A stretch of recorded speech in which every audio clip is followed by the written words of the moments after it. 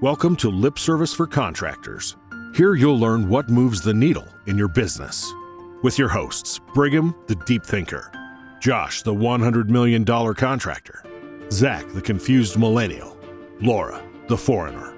Lip service. It's not about dictatorship. It's about leadership. It's not about duplication. It's about innovation. It's not about stuff. It's about your people. Strap in and get ready for some lip service. And we are back with another episode of Lip Service for Contractors. You guys, we got a phenomenal show for you today. We are coming up on almost a year from this date, right? Or at least a couple of weeks from this date where COVID, hit, and in the back of your head, you're going, oh my gosh, another COVID conversation. You guys, this is going to be a COVID conversation like no other COVID conversation you've ever had before. All of that and much, much more in 60 seconds. Chances are you love what you're hearing on Lip Service for Contractors. And if you want to go deeper, have an actionable playbook, or just want to learn from some of the most successful and profitable contractors in the industry, check out Clover Marketing from Josh and Laura. They give away free, amazing information, tools, SOPs, scripts, and processes that help their family business grow to over 140 million. And those same tools have helped other contractors in the industry blow up their business and grow an average of 20% every single year. Check out growwithclover.com/free gifts. They update the free gifts section all the time, so make sure you keep coming back. Power Selling Pros is the customer service coaching company for contractors. Their one-on-one coaching for CSRs helps contractors book at least 85% of their calls and wow more customers. And their group training for technicians helps you create a better buying experience in the home and close more sales. Visit powersellingpros.com to learn more about how you can make more money with their coaching programs. All right, we're back because today we're talking about COVID. I'm really glad you started out right after the commercial with that because exactly. Don't you find it interesting that that this entire year we've heard stories of, oh crap, somebody was exposed to COVID and they have to take a 14-day quarantine, and then crazy thing the next day you see something on Facebook or Twitter where they're having the time of their lives, right? They're in Tahiti and they're finally taking that trip that they've always dreamed of, that's been on their bucket list forever. And crazy thing, the windows of heaven opened up and they were able to go, and you're going, wow, I'm paying them to go to Tahiti and, check this off their bucket list. I mean, that's great. That is good for them. It's really good. But the question is how do we deal with this? How do we deal with this? And not just this in general, that everything around COVID and how to approach it and actually build trust with our team and confidence with our team in the process. And that's exactly what we're going to be talking about today. So before I dominate the conversation, guys, feel free to chime in and we'll get talking about step-by-step things we can do to make, to respond in a way to COVID that keeps the team completely emotionally engaged in what they're doing for us, for the organization. Yeah. So, COVID has been interesting for lots of reasons. I don't think we've ever had anybody go to Tahiti and send us photos. That's pretty extreme. Yeah, I'm looking for that story. Yeah. I want to hang out with that guy. That guy needs to That guy needs to wise up on what he posts on social. He's going to go to Tahiti. Yeah, it's not like they're sending it to us. It's not like they're trying to, shove it in our faces. Yeah. Well, thank you. I'm just living in a closet and you're in Tahiti. That's great. Yeah. No, it's been an interesting year. It's the 2 weeks off constantly is a pain and difficult. But it's more than that. It's your connection with the technicians, your connection with the field staff, your connection with your office staff. And by default, the way you work with your customers all had to adjust. The cool part is And I think it's a huge opportunity and bonus is there's people who are doing it really, really well, and there's people who aren't. The people who are doing really, really well are the ones who didn't wait, didn't sit on their hands, throw their hands up in the air and be like, this is happening to me, and I just have to live with it. It's the people that are doing well are the ones that said, this is happening for me. And I get to create systems and do things differently. And by the way, those companies that are doing really well right now, I guarantee they're not going back to the way they were doing things before because this works better. So As I have a crazy as that question sounds. for you, Josh. Yeah. What do you mean? Talking to, so you mentioned there are some people that are seeing it as an opportunity. I talked to different contractors. Some of them have blown up during COVID, and some Yeah. of them have significantly gone back. And Literally those who have gone everyone we up, work with blew up. Like, I don't think we have a totally. single customer that didn't grow at least 20-25%. Well, new people who are bringing on, some of them because we haven't been working with them, have gone back, and now they want the help because they're learning about contractors who have blown up, and they're like scratching their heads as to how that happened. So it seems like those who've pulled back are those who pulled back on marketing because they were afraid things were getting tight, so on and so forth. So firstly, that's clearly a mindset challenge. And it's probably a financial issue too, but yes, but everybody got PPP money, both the people who invested more in marketing and those who pulled back. So what would be your recommendation on people who are holding back right now, and what should they do to begin growing? Because COVID's not going anywhere. Yeah. So what you should do to begin growing, I mean, that's a broad statement. There's a lot of stuff that's involved in that. Number one, don't sit on your hands. You better be pulling levers right now, trying to get business.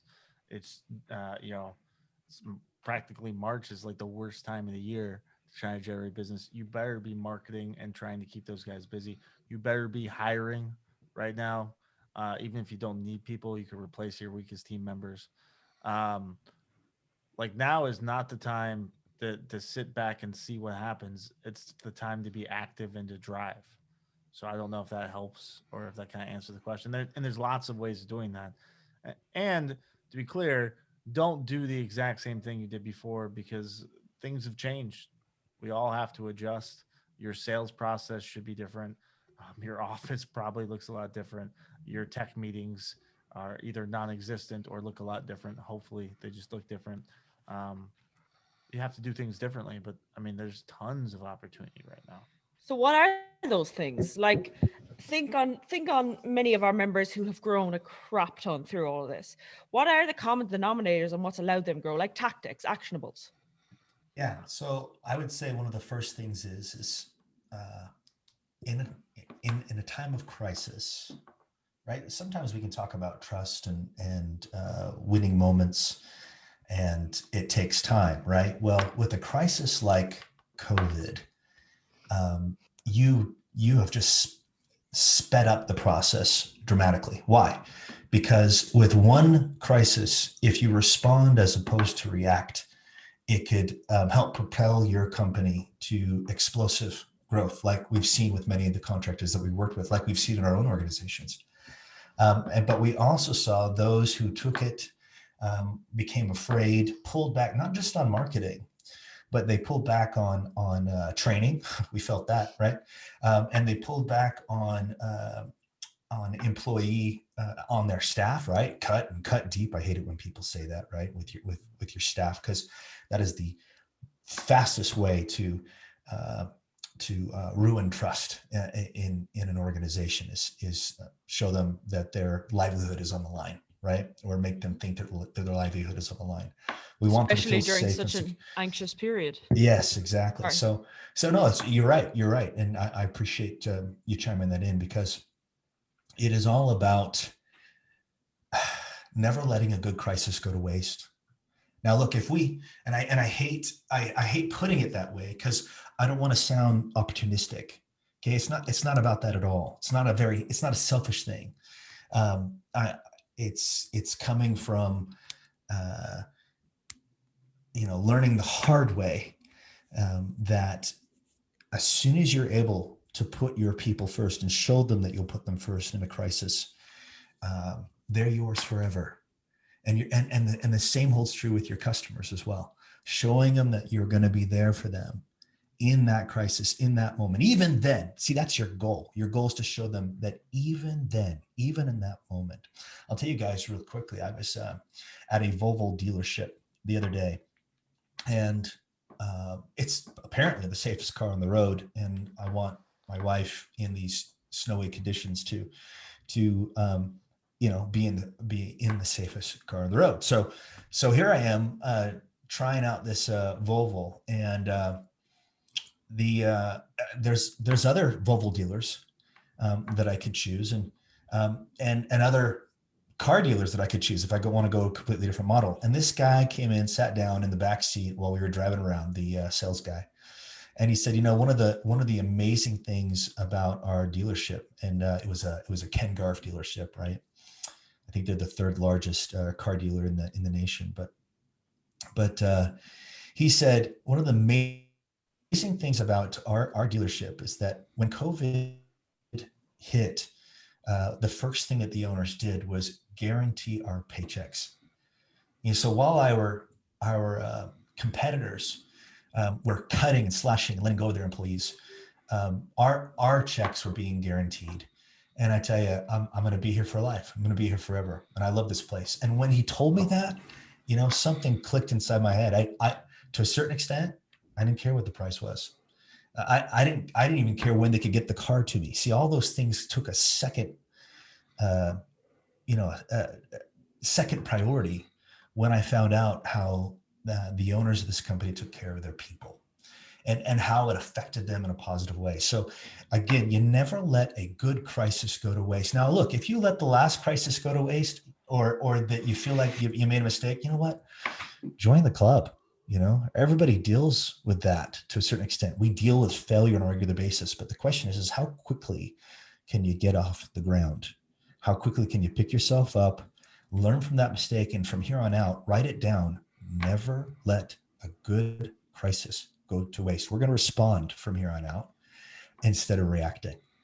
So let me steer this a little bit too, because there's people that won during this crisis already and are currently winning, and there's people who didn't. And the people who didn't is because they didn't respond. They didn't, take the necessary steps. They didn't protect their team. And it's a year later. That play is awfully hard to, I'll guarantee your checks now a year later. It's not working. All your people are gone already, right? Or demotivated already at the very least. So let's focus. Let's steer this. What can we do now? And if you're already killing it, you're doing some of these things, but maybe you're not doing all of these things. Let's focus on does that make sense? Actionables. Yeah. Let's roll out actionables that are working. So any contractor that listens to this can actually take or choose an actionable that we talk about and roll it out so they can either improve or get even better. Yeah, let's just go through. I think the easiest way to do this is to go through the workflow process. So how customers, the first step starts with marketing, right? A bunch of people got a bunch of PPP money. A lot of people put that towards marketing and blew up their business. It's free money. If you didn't do that, it's too late for that. But there are some really cool things that you can be doing differently. Number one, that a lot of people didn't pull back, so it's actually less competition than before. So marketing's more effective than it's ever been before. It's actually cheaper than it's ever been before. So don't think that you can't afford something because you couldn't afford it a year ago or 2 years ago, that may not be the case now. And I do want to talk about too, I think this is really important. There's only 3 things that work in our industry for marketing. 3 things and 3 things alone. And these are 3 concepts or USPs or, why us, right? And it's historically only been 3, and it's quality, which is where I would like to play or like everybody to play, speed of service, which a lot of people play and are very effective at, and then there's price. No one wants to play the price game. That's a race to the bottom. No one wants to be a low price guy. But because of COVID, there's actually a 4th. Safety.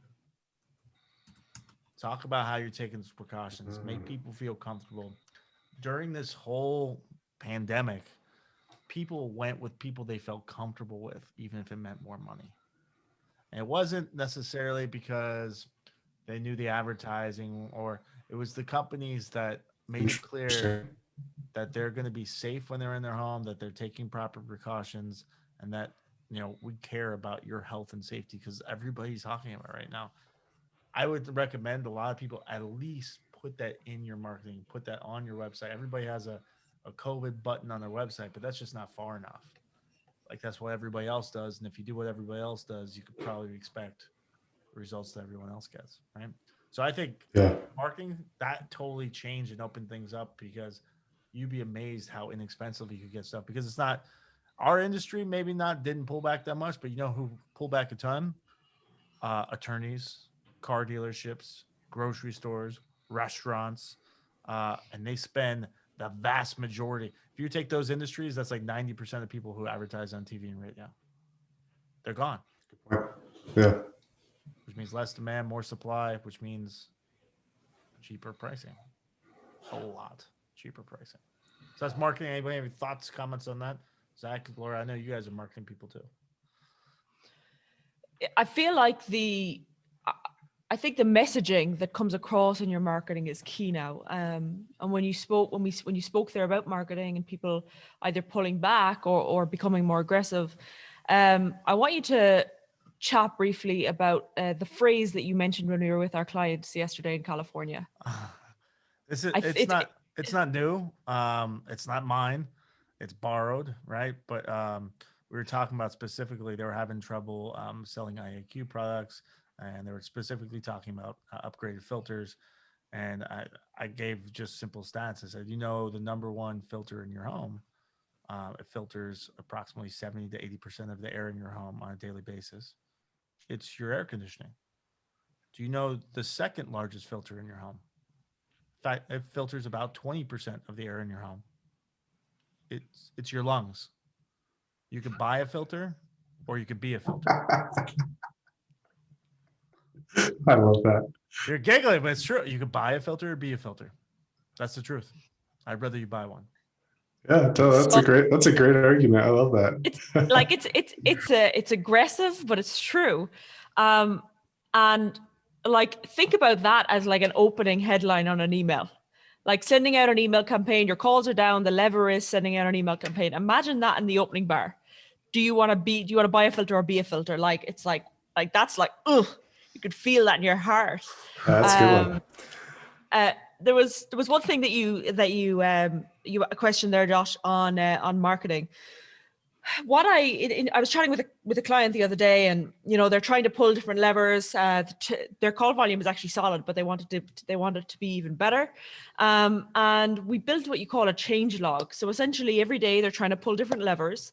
And what they're now doing is they're A/B testing. So they're sending out an email every Monday now, and that's the lever they pull on a Monday. And the following Monday, they're tweaking that email a little bit, whether they're tracking their open rate. And that's the key. If they're tracking their results, they can make tweaks that are going to allow them improve. So my point here is track any lever that you pull with the goal of increasing your inbound calls. Just track your results. So again, you're not just testing or trying something when it might be totally ineffective.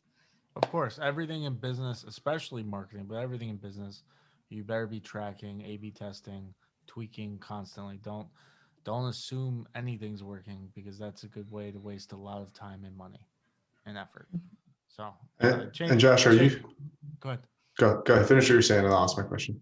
Yeah, if anybody wants like an example of changelog, we could email Laura. Changelogs are they're complicated. You might want to just see one. You could steal one from us, but in a nutshell, it really is just, I tried this Monday, February 1st. I don't think February 1st is a Monday, but let's just roll with me. So February 1st, I tried this on February 7th, which is probably not a Monday either. And this is what I tried. So they can't both be Mondays. That's true. So so February 1st, I tried this. February 7th, I tried this. And what are the differences? And that the change log is, so you can actually see directly on this change log the direct impacts, because the key is you don't want to test something you've already tested. That's just such a waste of time. So yeah, reach out to me again, Laura at Grow with Clover. I'll give you the change log, but I'll also give you, we have a whole one-sheeter on different kinds of levers that you can be pulling. So yeah, reach out. And by the way, you track what you change and the result change too. Like Absolutely. physical, You'll what's see it. different. You when I send you over the changelog, you'll see it. It's super intuitive. But yeah, don't waste time tracking the same things over and over. Zach, yeah, thought or question, my friend?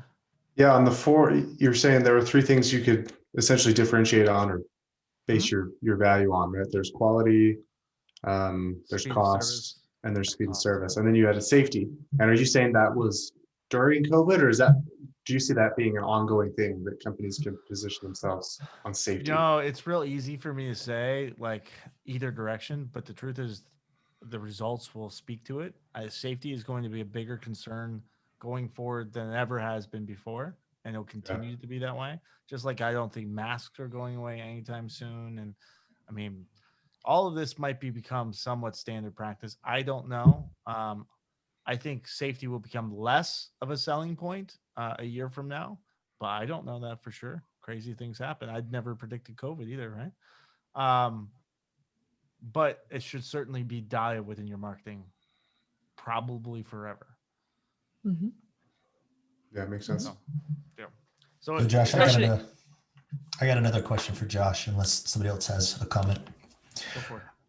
So you mentioned several industries that pulled back, Yes. right? Pulled back in marketing, so on and so forth. One thing that we haven't talked about, and I think it's a bit of a gorilla in the room, and that is that when COVID hit, so did our manufacturers.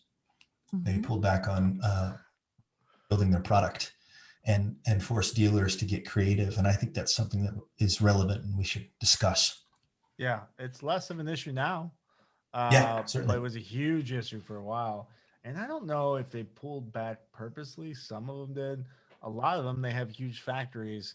And if somebody gets COVID, they have to shut the whole thing down. Mm-hmm. So it wasn't like a purposeful, they had supply issues. We all did. And it very much became, I normally sell this, but I'm going to sell what I can get my hands on, Mm-hmm. which is not ideal. But and some manufacturer gonna listen to this and be like, you Josh, but no, it is what it is. Like we couldn't get equipment.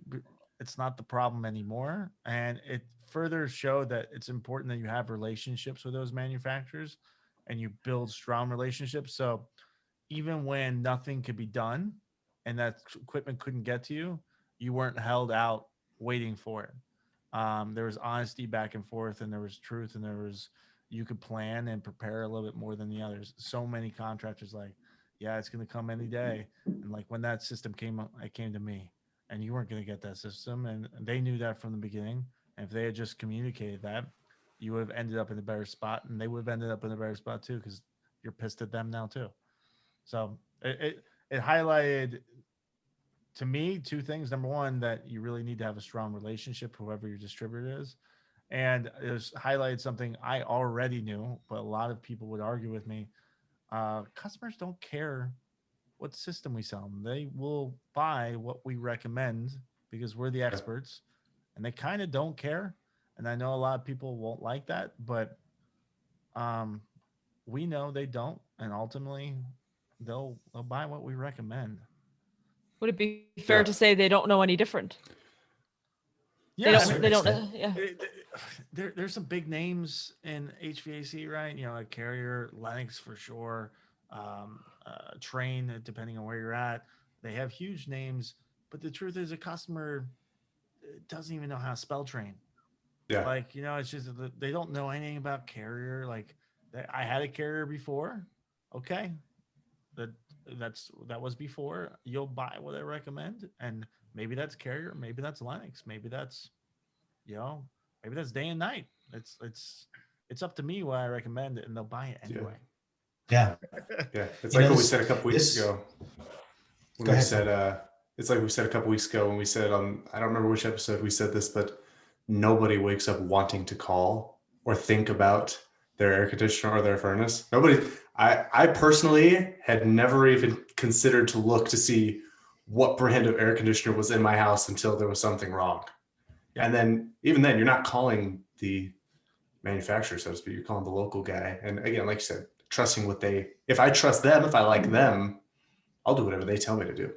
Would this be fair to say as well, Josh? On again, it's a little pivot, but companies who are like struggling now or not doing as well as they know they could. They're doing well, but their competitors are like kicking ass during COVID. Focusing on installs. Is it fair to say that focusing on installs, obviously you should always be doing that, but say for instance, like Parker and Sons and some of our other many members, it seems like the companies that have really blown up during all of this is they just put almost all of their attention toward installs. So this is that not a fair COVID, point, or but is that? it's just like A/B testing. It's not. You should always be doing it. Yes, the majority of your time and effort should be spent on installs. So many people spend most of their time on service techs, and I get why you do it. But install is how you drive all the revenue. It's your most important department. Depending on your business, it can be anywhere from 60 to 80% of your revenue. If you fill the install board every single day, you will hit goals.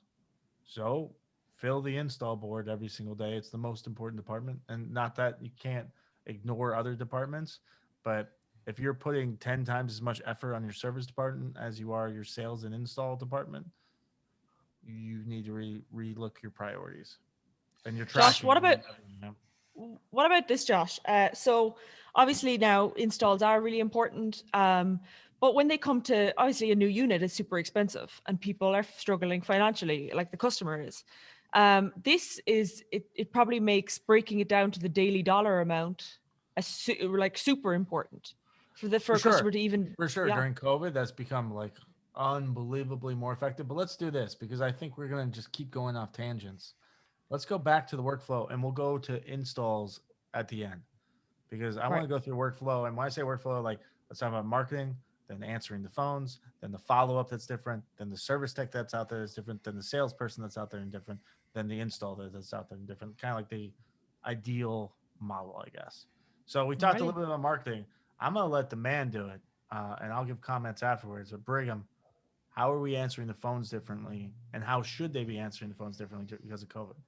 That's a great question. And I would say that just a comment on what we've been talking about, and that is you get what you focus on, right? So if you're focusing in on the wrong things, and it could be, we could go off on another tangent with all the wrong things that it could be, but the right things are taking a look at each part of your process, right? The selling process, and looking at how to respond, that being the buzzword that we're looking for today, right? Being able to respond as opposed to react to market conditions, to a crisis. And over the phone, very simple in answer to your question is that we want to, in addition to creating a wow experience for the customer, is we want to focus in on that fourth key there, which is safety, right? So in addition to being positive and prepared and actively listening and caring and giving your attention before you take information and asking the right questions and being valuable and being grateful, now the definition of being valuable does include, hey, we're taking several steps to ensure the safety of your family, as well as the technician that we send out there. And here are those steps. And you go over whatever those steps are, right? Face masks and gloves and sanitizer and so on and so forth, all the things that we've been talking about. But it's been a great way for us to build value in a very uniform way. And to a certain extent, it's actually made it easier. Because when we build value in the past, we have to focus in on what each customer is concerned about. So we should be doing that anyway. But even if, look, when you're doing this 8 to 10 hours a day answering phones, it can be very, very difficult to be 100% emotionally engaged 100% of the time. So when you have a group of people who are virtually concerned about the same thing, it makes it easier for us to do our job and to build value on a regular basis. So if we just look at it the right way, it's an opportunity. It's an opportunity to build trust. It's an opportunity to create connections on an emotional level with our employees as well as our customers. And I would say that one way or the other, if we can just learn from what happened, let's say that we responded well a year ago. Awesome, dude. You guys are awesome, right? Those that are in that group, keep up the good work. Don't get don't get success is not the greatest teacher. so don't get stuck in a rut, because you're living the high life. Continue to do what you did last year. Continue to change, continue to adapt, continue to keep your antennas up and watch market trends, and see what's happening. Don't worry about competitors too much. It's crazy how people worry about competition. Look, there were competitors I was worried about in the training industry 10 years ago that aren't even around today, or they're just not even relevant. So it's silly to think about that. All we have to do is focus in on survival, right? We want to survive. We want to thrive. There really aren't any winners or losers. Well, there's a lot of losers. It's hard to, there's a lot of winners. Yeah. But winning is a moment in time, whereas business is forever.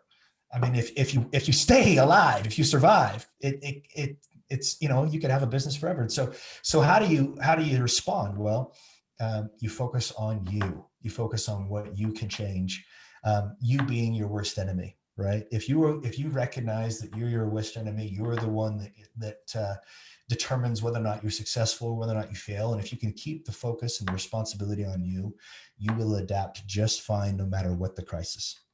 Yeah. So in answer to your question over the phone, it's very simple. We focus on safety in addition to the wow experience that we have always focused on. Yep. Super simple. You better have updated your script to include safety information. Yeah. Simple thing. You want to hear a quick one? Go for it.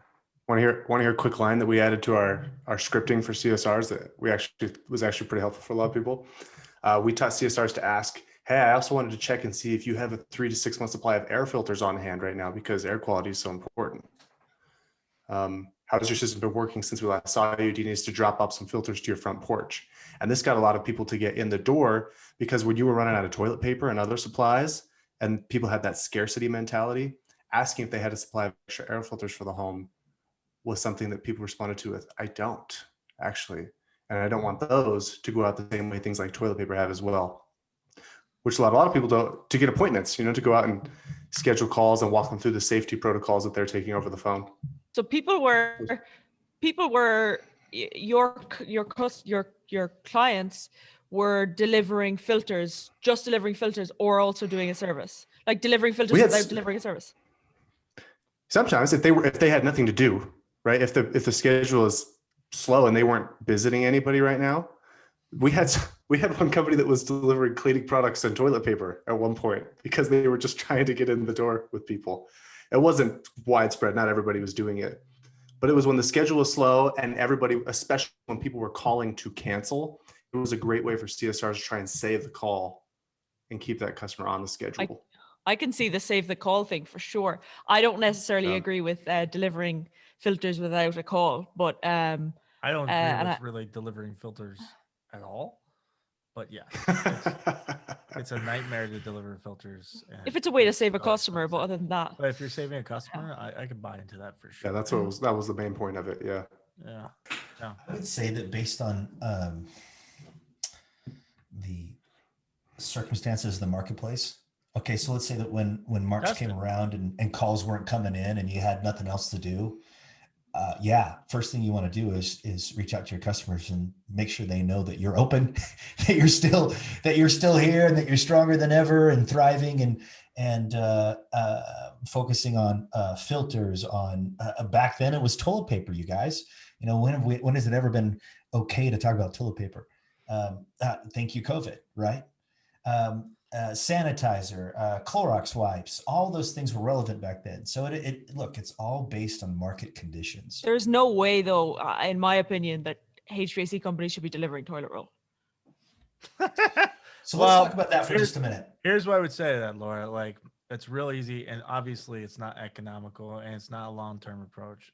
Maybe there is a way of doing it, but if you had no calls on the board and you didn't have an idea on how to fill that board, and you said, hey, I wonder if we could deliver toilet paper and do tune-ups, why we deliver toilet paper, I don't mind them testing it and seeing if we could get in houses and what the cost structure is to that.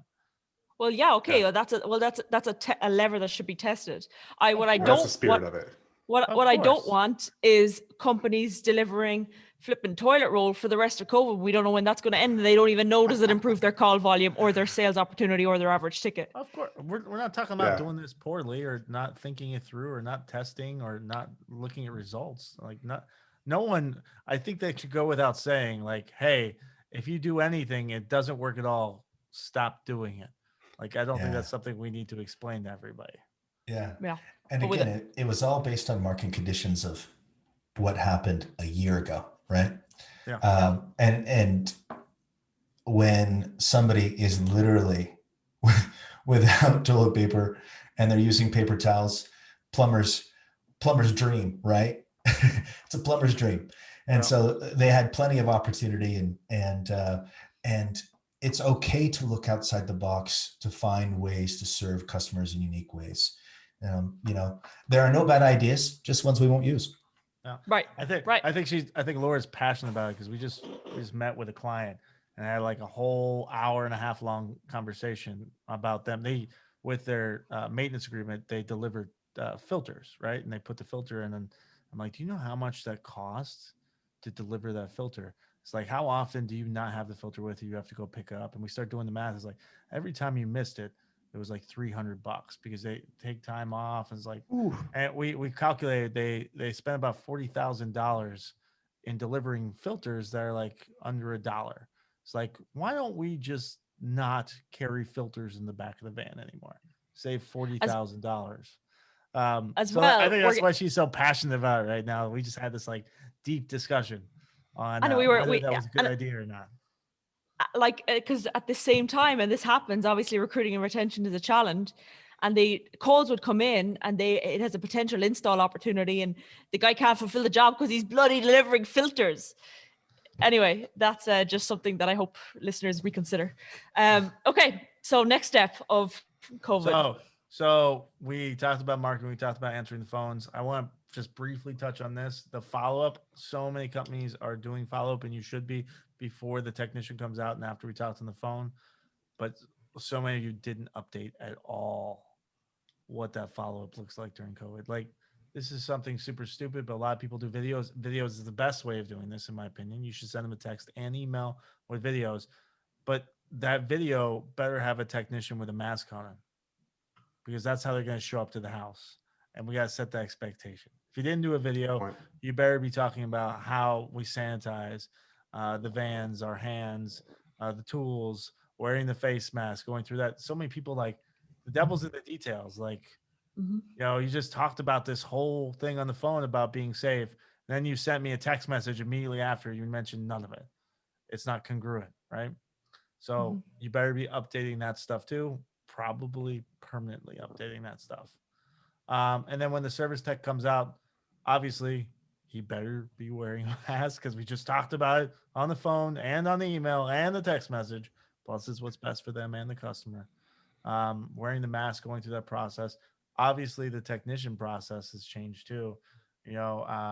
So many companies. Here's what I would say about this: your process has changed, but too many people, too many contractors changed it too much. So what I mean by that is, I know contractors that, they build a perfect customer experience, right? So we have this all written out step by step, how to pull up the van, how to approach the door, knock, don't ring the doorbell, all that stuff. Most of you guys know that. If you need that stuff, reach out to us. But here's what a lot of companies did, is say, hey, we don't really want to talk to customers as much because it's uncomfortable, whatever. So normally when you go into the front door, you're greeting, you compliment them, you build rapport. They try to walk you to the thermostat. It's a natural reaction. Every customer does it. You're supposed to stop them. Say, before we start, I just need to know exactly what's going on while we're out here today. Can we sit at your kitchen table real quick and have a 2 or 3 minute conversation?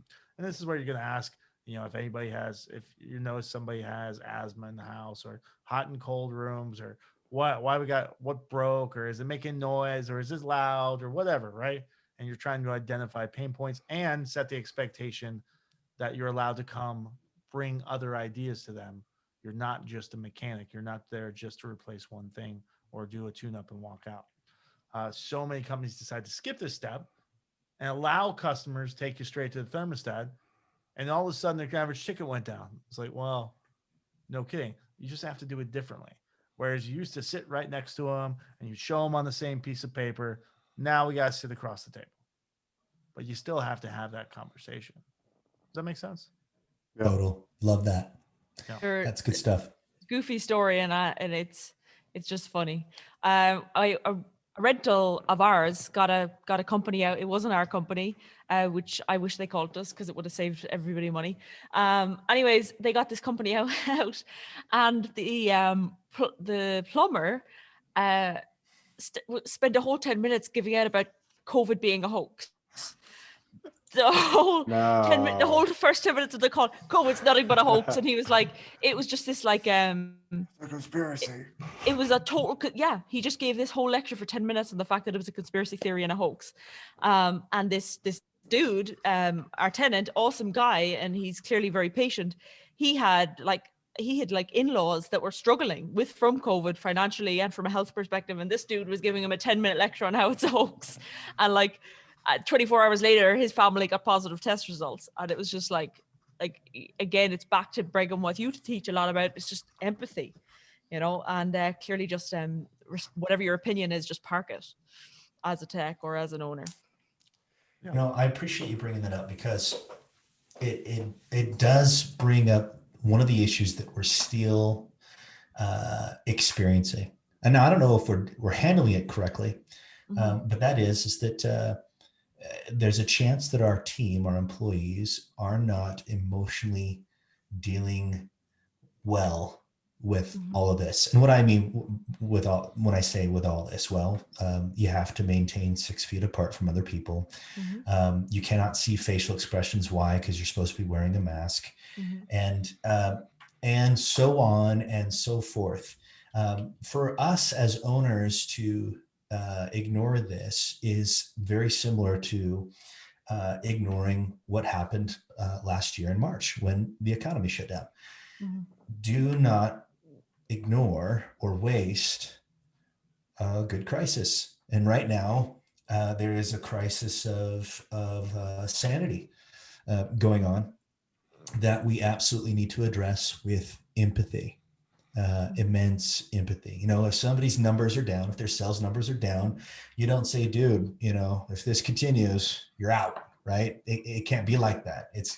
It's got to be, hey, your numbers are down. What's going on? How are things going? Right? And then follow up with then you're out. No, he's kidding. So if you're gonna throw him under the bus, put a cushion down first. Yeah. That's what he's trying to say. Yeah. So it's really important to connect on an emotional level with each one of your employees on a regular basis. Now, if I'm an owner and I have 40 employees, crazy thing. That's exactly what I've got. I try to connect with my executives at least once a week where I'm talking to them over the phone, making sure that they're good and that we're all moving in the same direction. And I also talk to them about, for example, with Lindsay, she's over all of our operations. I am constantly working with her on each of the coaches, making sure that each of their needs are taken care of, and that if there's any difficulties that they're dealing with, that we're strategizing on how we can address those, how we can help with those, because we know that productivity is best. They'll perform at their natural best when their needs are taken care of, and it's not just financial needs. It could be any need. Maybe it's a need for just to be understood, to be cared about. To not feel like a number inside of an organization. And this becomes more and more an issue the bigger that you get. If they feel like a number, if they feel like anything but a person, it'll have a negative effect on productivity. So you've got to address those things, and you've got to figure out ways to, for example, I built a book club in our organization where we have a book that I buy every employee. And we once a month we talk about what we learned from that book and what everybody gained from it. And right now the focus is on things that make you happy. For example, we have a What is it? What's Things it that called, make- Zach? things that make you happy. Let me show you right here. The first one was Dangerous Love, and now it's Solve Yes. for Happy. Yes, Dangerous Love. This is all focused on their emotions and building relationships and finding happiness. Okay. Solve for You've Happy. got to give us the scoop. Yeah, Solve for Happy is a fantastic book. But again, you guys, it's about showing your team that you freaking love them. You love them and you want them to be happy. Go ahead. Let's make this actionable though, because Yeah. like Go ahead. it's communication needs to be stepped up significantly because you're not seeing them face to face. That's the basic truth to it, right?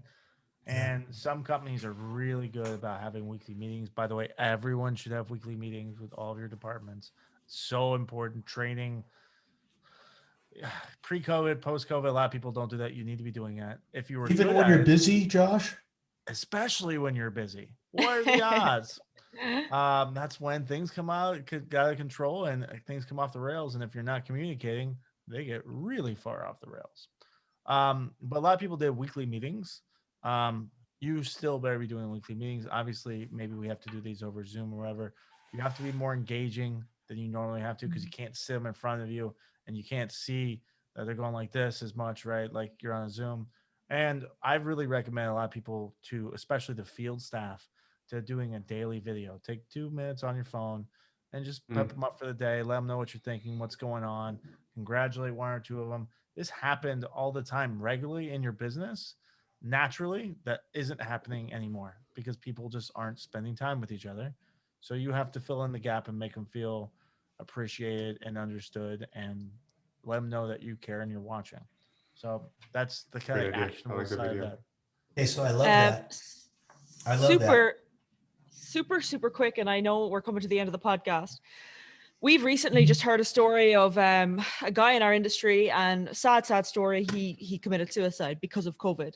And as much as we all want to grow our businesses, the people that help us grow our organization are they're humans. You know, they're the son, they're the daughter, they're the mother, they're the father of some individual, of many. Like, it's mental health has become such a problem during all of this. And again, it's a simple actionable, but I feel like it's especially a problem with men. There's this tough front. Imagine if you choose not to get help, you're actually making it harder for your family. It's a sign of strength to ask for help. And please don't allow your mental health suffer, just out of sheer pride or just fear. Ask for help. It's totally okay. We all struggle. Apparently, almost everybody endures depression at some point in their life, and maybe now's your time, maybe it's not. But if you or someone you love is struggling mentally, please find somebody to help you, and don't suffer on your own. I'm sure you've so much to bring to this world, and don't allow just one occurrence and one period of your life to bring you down. Or at least I can't say that because it's a grim old time, but get help if you need it. Laura, I appreciate you bringing that up. And I spent a lot of time earlier in this podcast praising those that responded as opposed to reacting to COVID. For those of you that feel like you reacted as opposed to responded, or that there was things that you could have done better, guess what? It's okay. You know, it's not too late. It's not too late. We can get up. We can get up off the ground, and we can do exactly what we're talking about in this podcast, which is let's start focusing on our people. Right. That's our job, is to take care of our people, that take care of our customers. And once we just shift that mindset and start focusing in on them and their needs, we can begin to respond to the things that we're dealing with right now, this market change that we're dealing with. So don't let it get you down at all, because we can learn. As long as we're breathing, we can still learn. So just keep breathing, right? So there's that. And also in the beginning of this podcast, you guys, I gave the world such a hard time for employees that take a vacation when they're dealing with COVID. So Zach, if you'll do us a favor and explain what are the specific action items that you can do to get the most out of quarantine with your employees. Well, if you go to revenue.powersellingpros.com, you'll find resources from Josh and Laura their Contractor Secrets Black Book, which is a fantastic resource. We have Quarantine 14, which is a clever little title we gave to 14 days of free training for your CSRs and your technicians, so that you can make sure when they are quarantined that they're still learning, still growing. Even if they're not in quarantine, you still want to take advantage of the free training resources. Awesome. They're all yours. Yeah, they're just there for the taking. So It's an awesome tool. I look through it. It's awesome. Can I quarantine just without COVID just to do the training? If you, Josh, you It's do whatever that you want. good. It's that good. Of course. Look, here's the thing though. If we're paying them during their quarantine, it is okay to require them to learn. And I'm gonna. You can not require. Change the word for me, Josh. Invite you can them. ask them. Invite them. You can't require. Not in You Canada. can do what Josh said and send You them a can't do video and anything see like how it that, went. especially in Canada. But I only say that because I've got a few clients that are like, dude, my technicians screaming out loud. But yes, invite them to learn during this time. And boy, what a positive emotional deposit that would be for your boss, those technicians that are listening to this podcast, in their emotional bank account to show that you're learning during COVID quarantine. Yep. And don't send them videos from Tahiti. I think we said Tahiti. If you're on your holiday, if you're a tech listening to this and you're on your holidays, don't post it on Facebook. Yeah. Don't post it. Keep it to yourself. Maybe send them the links from the two products we just talked about, right? That are free. You can send them to us. Yeah. We'll laugh. We'll think it's funny. Yeah. You could maybe send to your boss and say, like, this was when I was in Tahiti. It was fun. Tahiti. Tahiti, yeah. Irish Tahiti. people don't know islands apparently. Yeah, that's all right. No, only know one. You can't expect them to. The best kind of island. Yeah.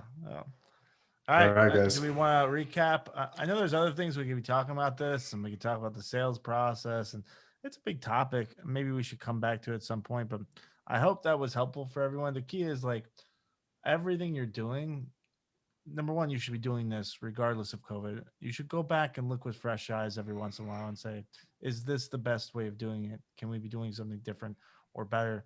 But especially during COVID, it became rapid. Like, we had to do that because it was affecting sales.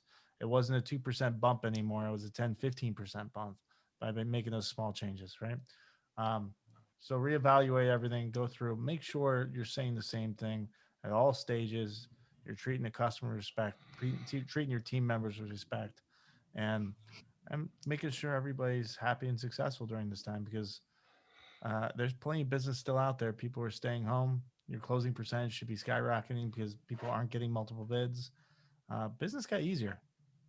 As weird as it sounds. That's the key. It's not, we've shared it. It's predominantly owners that listen to this podcast. It is an opportunity, but all your team members also need to think of it as an opportunity, or their mindset will reduce their performance. Oh. So they too need to see it as an opportunity. So yeah, sing that to them consistently. So if it's not easier, take advantage of our free stuff and feel free to reach out to us. Totally. Talk to us. Let's help you make it easier. Because we love you. We care about you. And we want to help. Oh, He loves you. Valentine. You're such a Cupid, Brigham. He's getting ready for Valentine's already. Oh. All right. Thanks, guys. Thank you for listening to Lip Service for Contractors. We hope you enjoyed this episode. Make sure to leave us a review in the App Store and don't forget to share with your friends. Ideas are cheap. Implementation is what separates the winners from the watchers. Go out and implement these ideas. See you on the next episode of Lip Service for Contractors.